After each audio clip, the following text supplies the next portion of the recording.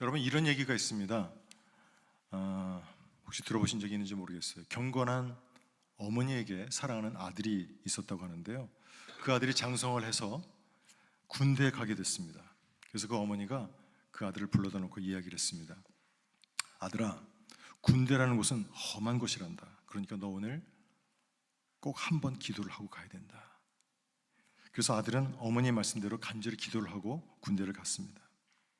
기도를 하고 군대를 가서 그랬는지 아들은 무사히 제대를 해서 다시 집에 돌아왔습니다. 이제 새로운 잡을 또 얻게 됐는데 배를 타는 항해사가 되었습니다. 어머니는 배를 처음으로 타고 이제 항해를 떠나려고 하는 아들을 또 불렀습니다. 언제? 그 전날 또 불렀어요. 또 얘기를 하는 겁니다. 아들아, 바다라는 곳은 어쩌면 군대보다도 더 험한 데란다. 그러니까 너 오늘 2번 기도하고 가야 된다. 그래서 아들은 또 2번 기도를 간절히 하고 항해를 떠났다가 무사히 잘 마치고 집에 돌아왔습니다. 이번에는 아름다운 처녀를 만나서 결혼을 하게 됐습니다. 결혼하기 전날 어머니가 또 부르시는 거예요. 그리고 또 하십니다. 말씀하세요. 아들아, 결혼 생활이라고 하는 것은 어쩌면 군대 생활보다도, 아니면 배를 타는 어떤 그런 바다에서의 생활보다도 훨씬 더 어려운 거란다. 그러니까 너 오늘 몇 번? 3번 기도해야 된다. 이렇게 말을 했다고 합니다. 네, 결혼 생활이라는 것이 너무너무 힘들고 또 만만치가 않다는 얘기를 풍자한 얘기겠죠. 오늘 본문의 이 아가서는 여러분이 아시는 대로 솔로몬 왕이 지은 노래입니다. 그래서 솔로몬의 노래라고도 얘기를 합니다. 신약 성경 가운데 고린도전서 13장과 함께 사랑을 노래한 가장 아름다운 사랑의 노래를 담은 책이 바로 이 아가서입니다. 한자어로 이 아가라고 써 있는데요, 이 아자는 맑다, 바르다 이런 뜻의 단어고요, 가자는 물론 노래를 말하는 것이죠. 그러니까 아가 이렇게 얘기하면 문자적으로는 맑고 우아한 노래다, 고상한 노래다 이런 뜻을 갖고 있습니다. 히브리어 원 제목의 어떤 그 의미를 그대로 번역하면 오늘 설교 제목인 Song of Songs입니다. 노래 중에 노래, 최고의 노래라고 하는 것입니다.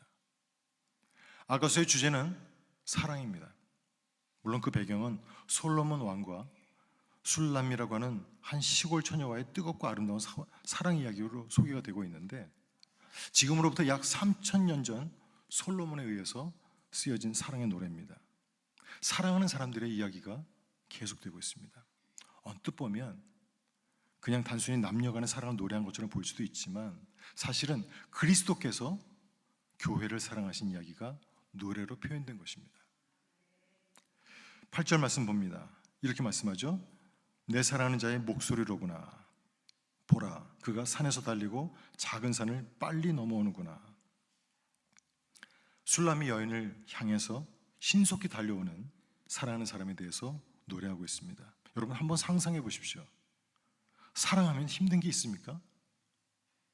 산을 뛰어오르고요, 언덕을 넘어가지만 하나도 힘들어 보이지가 않습니다. 여러분, 사랑하면 힘이 나는 거예요. 진짜로 누군가를 내가 사랑한다거나 또 내가 뭔가 사랑하는 어떤 일이 생기면은요, 어디서부터 오는지는 모르겠는데 우리에게 이상한 괴력 같은 것들이 생기는 것을 우리 경험하게 됩니다. 어떤 분은요, 드라마를 너무너무 좋아하고 사랑해가지고 밤새도록 그 미니 시리즈인가요? 뭐 그런 어떤 뭐 그걸 갖다 한 5, 6편을 그냥 후다닥 이렇게 다 소화하셨다는 그런 얘기도 있습니다. 9절 말씀이죠. 내 사랑하는 자는 노루와도 같고 어린 사슴과도 같아서 우리 벽 뒤에 서서 창으로 들여다보며 창살 틈으로 엿보는구나 그랬습니다. 성경에서 노루나 이런 사슴, 어린 사슴들이 나오면요, 사랑하는 존재를 말하는 것입니다. 사랑하는 존재.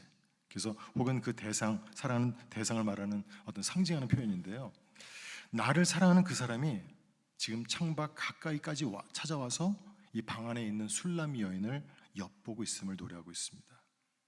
여러분, 창밖의 남자, 그 그림이 보이십니까? 조용필을 부른 창밖의 여자가 아니고 창밖에 서서 창살 틈으로 사랑하는 여인을 엿보고 있습니다. 사랑하는 연인을 엿보고 있어요. 왜 엿보는 걸까요? 원래 엿본다는 말은요, 몰래 지켜보는 것을 말합니다. 우리 옛날 부모님들이 어린 자녀들 키울 때 그런 장난들 많이 하셨잖아요. 뭐 사람들 많이 모여 있는 어떤 공원 같은데 이렇게 아이들하고 가서 한참을 재밌게 놀다가 아이가 어떤 한 가지에 꼴똘하게 이렇게 몰두하게 되면은 아이 몰래 잠깐 숨어서 아이가 나를 찾나 안 찾나 이렇게 하는 거. 예. 그러면서 보죠. 그게 뭡니까? 그게 엿보는 거예요. 예. 상대방을 골탕 먹이려고 하는 것이 아니라 상대방으로 하여금 내가 얼마나 너를 사랑하는지 그 사랑하는 마음을 불러 일으키게 하려고, 그죠? 그 사랑을 같이 느끼기 위해서 하는 것이 바로 엿보는 것입니다. 사실 이 장면은 예수님께서 우리를 찾아와 주시는 그 예수님의 모습을 묘사한 것입니다. 왜냐하면 이 장면의 주인공인 솔로몬 왕은 우리 예수님의 모형이기 때문에 그렇습니다. 예수님은 언제나 여러분과 저를 찾아오시는 분이십니다. 아멘. 어떻게 해요? 산을 달리고 작은 산을 빨리 넘어오시는 그런 모습으로. 저와 여러분을 너무너무 사랑하시기 때문에 주님은 산에서도 막 달리시는 거예요. 산에서 걷는 것도 어렵지 않습니까? 우리 장로님, 그죠? 산에서 걷는 것도 어려운데 산에서 뛰어요. 사랑하니까. 그런 힘이 막 나는 것이죠. 사랑의 눈먼 예수님의 모습입니다. 그렇게 우리를 사랑하시는 주님께서 달려오셔서 말씀하시는 이야기가 있어요. 뭐라고 말씀하시죠? 10절 말씀입니다. 나의 사랑하는 자가 내게 말하여 이르기를 나의 사랑 내 어여쁜 자야 일어나서 함께 가자. 일어나서 함께 가자 그랬습니다. 그 아래 13절에서도 똑같이 반복해서 같은 말씀이 나오고 있습니다. 나의 사랑 나의 어여쁜 자야 일어나서 함께 가자. 주님을 사랑하는 성도라고 한다면 끊임없이 나에게 말씀하시는 주님의 음성을 들을 수 있어야 한다고 믿습니다. 뭐라고 말씀하신다고요? 일어나 함께 가자. 지금도 어디 있니? 일어나. 그 슬픔 가운데서 머물러 있지 말고 일어나. 너 그 실패 가운데 혼자 울고 있지 마. 일어나. 함께 가자. 주님 말씀하시는 겁니다. 어디로요? 기쁨과 행복의 인생으로, 꿈과 희망의 인생으로, 영원한 생명의 그 길로 일어나 함께 가자. 주님은 말씀하고 계신 겁니다. 오늘 읽지는 않았지만 이 앞에 아가서 1장 2절에 보면 이런 말씀이 나옵니다. 내게 입맞추기를 원하니 내 사랑이 포도주보다 나음이로구나 그랬습니다. 내 사랑이 포도주보다 낫다. 아가서에는 이 포도주, 포도원 이런 단어와 표현들이 아주 많이 나오는데요. 이것을 이해하시려면 먼저 이스라엘의 이 포도주에 대한 의미를 우리가 먼저 아실 필요가 있습니다. 우리가 흔히들 그렇게 얘기하죠. 너 언제 국수 먹게 해줄 거야? 이 말이 무슨 뜻입니까? 너 언제 결혼할 거니? 이렇게 묻는 것과 같은 내용의 다른 표현이죠. 이스라엘에서 포도주는 바로 결혼식을 의미하고 있습니다. 결혼식을 의미한다는 것은 결혼 그 자체를 말하기도 하지만 동시에 이 결혼이 가져다주는 이 기쁨, 다시 말해서 결혼이 세상에서 우리가 누릴 수 있는 가장 큰 기쁨을 주고 축복을 주는 것처럼 이 포도주는 세상이 나에게 주는 축복이나 기쁨을 의미하고 있는 것을 우리가 알 수 있습니다. 포도주는 기쁨입니다. 세상이 우리에게 줄 수 있는 기쁨. 그럼 포도원은 또 뭡니까? 포도원은 무엇을 의미하는 걸까요? 포도원은요, 지금 내가 서 있는 곳입니다.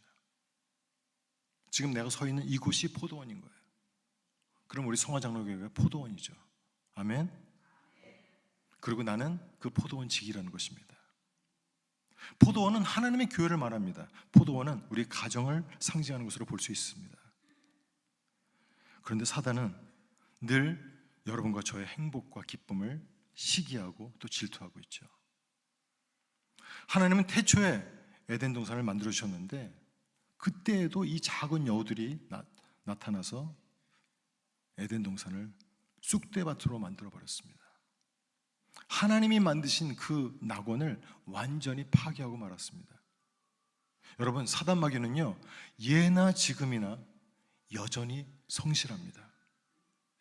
적어도 그 성실함, 그 부지런한 만큼은 진짜로 저도 탐이 납니다. 어쩜 이렇게 성실할 수가 있을까? 저도 한성실 하거든요. 사단 마귀는 어떻게 해서든지 우리의 가정을 또 우리의 교회를 넘어뜨리려고 하고 있습니다. 틈만 보이면 언제든지 허물어뜨리려고 어지럽히고 아주 안간 힘을 쓰고 있습니다. 여러분 기억하십시오. 가정이 무너지면 교회가 온전히 설 수 없습니다. 마찬가지로 교회가 무너지면 가정도 존재할 수가 없는 거예요. 여러분 얼마나 많은 심각한 그런 어려움들, 문제들이 우리 가정으로부터 시작이 되고 있는지 모르겠습니다. 가정과 교회는 이 시대의 역사를 지켜줄 수 있는 마지막 보루와도 같은 것입니다. 그렇기 때문에 포도원을 허는 이 작은 여우를 잡아야 하는 것입니다. 오늘 본문에는 그냥 작은 여우 단수로 적혀 있지만 원어에 보면 작은 여우들 복수로 나오고 있습니다. 혼자 힘으로는 안 되니까 언제나 떼거리로 몰려다니면서 공격을 하는 게 아주 교활한 이 사단 마귀의 뻔한 전략이죠. 저희 가정에서도 가끔, 아주 가끔 문제가 생길 때가 있는데 큰 것 때문에 문제가 생기는 경우는 거의 없더라고요. 아주 작은 것, 작다고 소홀히 여기고 그냥 무시했을 때 그것 때문에 우리의 가정, 우리의 공동체가 무너질 수도 있다는 것을 기억할 수 있길 바랍니다. 특별히 이 여우들 언제 더 기승을 부리느냐? 11절부터 13절까지 말씀을 읽겠습니다. 겨울도 지나고 비도 그쳤고 지면에는 꽃이 피고 새가 노래할 때가 이르렀는데 비둘기 소리가 우리 땅에 들리는구나. 무화과 나무에는 푸른 열매가 익었고 포도나무는 꽃을 피워 향기를 토하는구나. 여기까지요. 여러분 겨울도 지났습니다. 비도 그쳤어요. 그리고 땅에는 이 꽃이 피고 새가 막 노래하는 그런 때가 이르렀습니다. 그리고 무화과 나무에는 푸른 열매가 익었다고 그랬습니다. 포도나무는 꽃을 피워서 향기를 토하기 시작했어요. 그런데 바로 그때 뜻밖의 문제가 발생한 겁니다. 꽃들이 한창 피어나는 그 아름답고도 평화로운 포도밭에 누가 나타났어요? 작은 여우들이 나타난 것입니다. 그러면서 이 작은 여우들은요, 인정사정 볼 것 없이 포도원을 마구마구 허물어버리기 시작했습니다. 15절에 이렇게 말씀하죠. 우리를 위하여 여우 곧 포도원을 허는 작은 여우를 잡으라. 다시 한번, 우리를 위하여 여우 곧 포도원을 허는 작은 여우를 잡으라 그랬어요. 잡아도 되고 안 잡아도 되는 그런 선택사항, 옵션이 아니라는 말씀입니다. 꼭 잡아야 된다는 것입니다. 반드시 잡아야 된다는 것입니다. 당연히 우리가 해야만 하는 것이 바로 이 여우 사냥입니다. 작은 여우를 잡으라 명령으로 나오고 있습니다. 성경에서 명령어를 볼 때마다 여러분 이걸 생각하셔야 돼요. 명령어로 말씀하셨을 때는 그걸 하라고 하는 의미도 있지만 그것을 할 수 있도록 하나님께서 도와주시겠다고 하는 하나님의 약속이 있다는 것입니다. 항상 기뻐하라. 우리가 항상 기뻐하라고 말씀하신 명령이기도 하지만 우리가 기뻐할 수 없는 것을 아시기 때문에 우리가 항상 기뻐할 수 있도록 도와주시겠다는 약속이 있다는 것이죠. 여우를 잡으라고 말씀하셨으면 우리가 여우 잡는 거 어렵잖아요. 그죠? 그렇지만 여우를 잡을 수 있도록 도와주시겠다는 것입니다. 우리들 각자의 삶 가운데 우리의 포도원을 허는 작은 여우들이 많이 있습니다. 그죠? 무엇입니까? 뭐 각기 여러 가지가 있을 거예요. 예를 들면 뭐 선하지 않은 말, 뭐 깊은 생각 없이 우리가 그냥 툭 내뱉었는데 그 말 때문에 누가 상처를 입거나 그런 말이 있을 수 있잖아요. 이게 작은 여우가 될 수 있는 거예요. 불신, 서로가 서로를 믿지 못하는 것입니다. 분주함, 불필요하게 너무 바쁘게 사는 거, 이거 고쳐야 되는 것이잖아요. 그러다 보면 대화가 없는 무관심, 무감각까지 가는 것입니다. 또 뭐가 있을까요? 이기심, 오로지 나. 상대방의 마음을 공감해 주지 못하는 것. 어제 새벽에 나오셨던 분들 아시죠? 남의 어떤 그런 마음들을 공감하지 못하는 능력, 뭐죠? 경건이 없는 거라고 했잖아요. 공감하는 능력이 경건이라고 했잖아요. 경건의 모양은 있지만 경건의 능력을 부인하는 사람들의 그 삶을 얘기했잖아요. 바로 경건이라고 하는 것은 공감하는 능력이라고 말씀드렸습니다. 이기심 이런 것이 있으면 결국 상대방이 지금 아파하는지 힘들어하고 있는지 전혀 느끼지도 못하고 관심도 없다는 것입니다. 그것뿐일까요? 기도하지 않는 것, 이것도 작은 여우들 중에 포함될 것입니다. 기도하지 않으면 넘어져요. 기도하지 않으면 쑥대밭입니다, 여러분. 여러 가지 각자의 삶 가운데 우리가 꼭 잡아야만 하는 이런 작은 여우들이 있음을 여러분 기억할 수 있길 바랍니다. 근데요, 여러분, 이 여우랑 마귀랑 얼마나 많은 부분이 똑같은지 몰라요. 제가 여우의 특성들을 좀 알아봤는데 전부 다 마귀의 특성과 똑같았습니다. 한번 들어보시겠어요? 여우는요, 다른 말로 마귀는요, 아주 의심이 많다고 합니다. 동물들 가운데 가장 의심이 많은 동물이 여우랍니다. 동물원에 가면 우리가 여우를 보는데 그 여우를 이렇게 사육하는 조련사 보게 되죠. 매일같이 밥을 갖다 줍니다. 그럼 보통 동물들은 그냥 맛있게 먹겠죠. 뭐 감사하고까지는 먹는지는 모르겠지만 하여튼 맛있게 먹을 거예요. 근데 이 여우는요, 딱 주면 바로 먹는 것이 아니라 그릇을 한번 발로 툭 쳤다가 또 이렇게 막 살피다가 한참 자기 나름대로 시간을 끌다가 자기가 이제 마음이 그냥 끌리면 그때 이제 밥을 먹는 뭐 그런 아주 희한한 웃긴 녀석입니다. 여러분, 이 의심케 하는 마귀가 우리 삶 가운데 들어오면 어떻게 되느냐? 우리의 신앙까지도 의심하게 할 수 있다는 것입니다.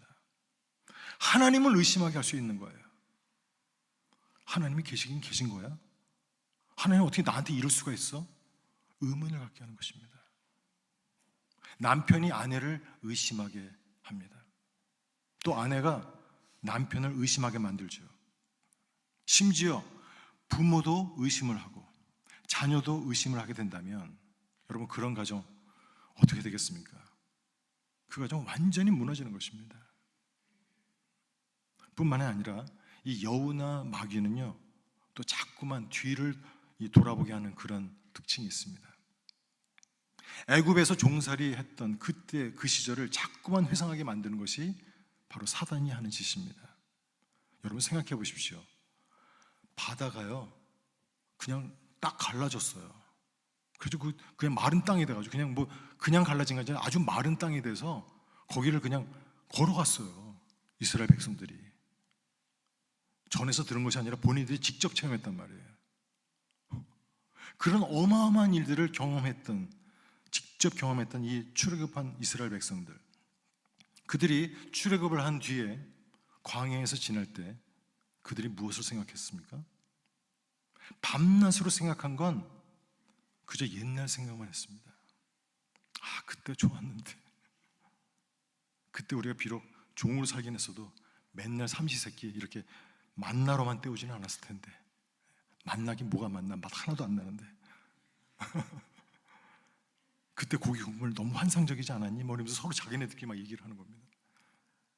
여러분, 성도는요 결코 뒤를 돌아보는 사람이 아닙니다. 성도는 결코 뒤를 돌아봐서는 안 되는 것입니다. 여러분, 우리가 세상에 살지만 세상 너무 부러워하면서 사시면 안 돼요. 저와 여러분은 앞만 보면 사셔야 될 줄 믿습니다.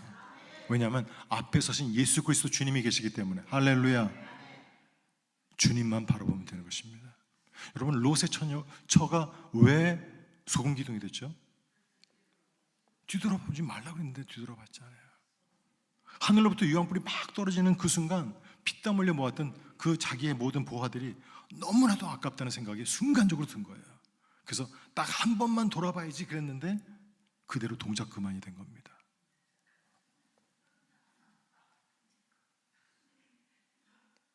제가 웃기려고 얘기하는 거 아니에요, 여러분. 이거 심각한 얘기입니다, 여러분. 그런가 하면 또 여우의 특징 가운데 이런 게 있어요. 잘 변한다고 그럽니다. 여우가 하루에 몇 번 변하는 줄 아십니까? 12번. 어떻게 하셨어요? 여우랑 친하신가 봐요. 여러분 가운데 혹시 수시로 마음의 상태가 확 바뀌는 혹시 그런 사람이 있다면 조심하셔야 돼요. 아침엔 분명히 찬양과 기도와 말씀으로 시작을 했는데 회사에 출근해서는 전혀 다른 사람으로 생각을 하다가 저녁이 돼서 퇴근해서 집에 오면 또 완전히 다른 사람으로 바뀌는 그런 분은 우리 가운데 안 계시죠? 네. 안 계시다고 저는 믿습니다. 만약에 혹시 그런 분이 계시다면 지금 내 안에 그 작은 여우를 잡아야 할 때인 줄 깨달을 수 있길 바랍니다. 기억하십시오. 저와 여러분이 믿는 하나님은 언제나 변함이 없으신 하나님이십니다. 살아계신 하나님이세요. 여러분 믿으십니까? 저는 믿습니다. 자꾸 변하는 사람, 자꾸 변하기를 습관적으로 하시는 분들이 계시다면 지금 내 안에 자리 잡고 있는, 숨어 있는 그 작은 여우에게 어쩌면 농락당하고 있는지도 모르는 것입니다. 16절에 말씀합니다. 내 사랑하는 자는 내게 속하였고 나는 그에게 속하였도다. 그가 백합화 가운데서 양떼를 먹이는구나. 우리가 잘 알고 있는 요한복음 15장 5절에도 아주 비슷한 말씀이 나옵니다. 이런 말씀이죠. 나는 포도나무요 너희는 가지라. 그가 내 안에 내가 그 안에 거하면 사람이 열매를 많이 맺나니 나를 떠나서는 너희가 아무것도 할 수 없음이라. 나를 떠나서는 너희가 아무것도 할 수 없음이라 그랬습니다. 하나님은 우리가 열매 맺기를 원하십니다. 열매를 맺기를 원하세요. 나를 떠나서는 아무것도 할 수 없다는 건 무슨 얘기입니까? 나와 함께하면 너 모든 거 다 할 수 있다는 거잖아요. 저와 여러분은요 주님과 동거해야 합니다. 같이 그냥 사는 그런 동거가 아니라 주님과 결혼해서 함께 살아야 하는 것입니다. 신랑과 신부의 관계가 바로 사랑의 관계인 것처럼 주님과 성도들과의 관계가 바로 마찬가지라는 것입니다. 사도 바울은 이렇게 말씀합니다. 고린도후서 11장 2절에 이렇게 말씀하죠.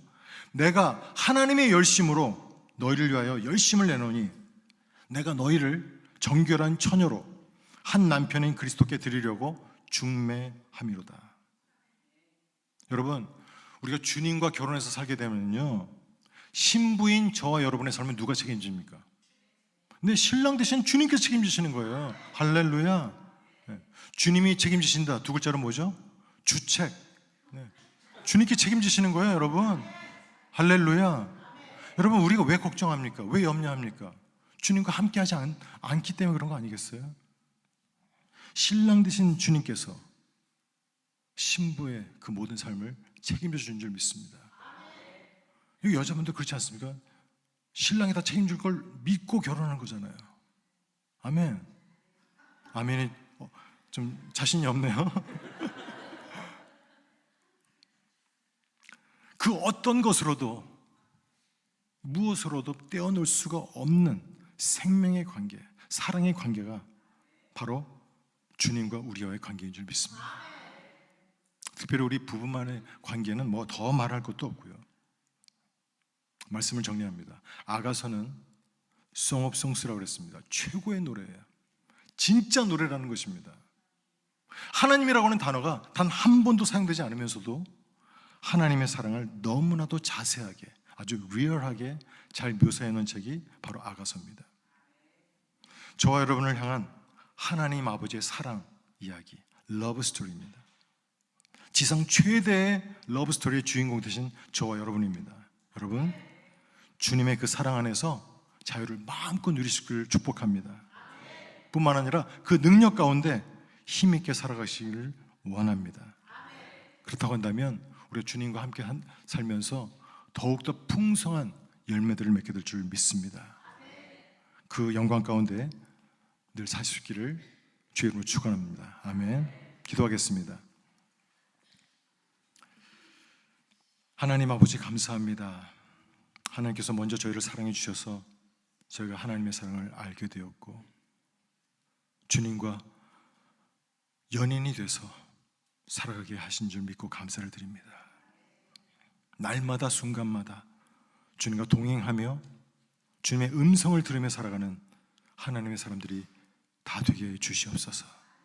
허락하신 주님의 포도원인 우리의 가정과 교회를 맴돌면서 호시탐탐 무너뜨리려고 틈을 찾아 비집고 들어오려고 하는 작은 여우들이 저희 삶 가운데 너무 많습니다. 그 작은 여우들을 기도로 잡게 하여 주시옵소서. 찬양으로 물리치게 하여 주시옵소서. 오직 성령 충만함으로 주님 주신 포도원을 잘 관리하는 저희 모두가 될 수 있기를 간절히 소원합니다. 이제는 의심이 아닌 믿음으로 살아가길 원합니다. 뒤를 돌아보는 것이 아니라 앞서 가시는 우리 주님을 늘 바라봄으로 변함이 없으신 우리 신랑 되신 주님과 온전한 연합을 이룬 정결한 신부로 살아가는 우리 성화의 성도들 다 되게 해 주시옵소서. 저희들을 향해서 최고의 노래, 사랑의 노래를 불러주신 하나님, 우리 또한 주님을 향한 신령한 찬송과 노래로 주님께 영광을 돌리며 우리 또한 최고의 노래를 주님 앞에 올려드리길 원합니다. 한 영혼이라도 주님 앞에 더 돌아올 수 있도록 늘 주님 손에 붙들려서 쓰임받는 우리 모두가 되게 해 주시옵소서. 예수님의 이름으로 기도합니다. 아멘.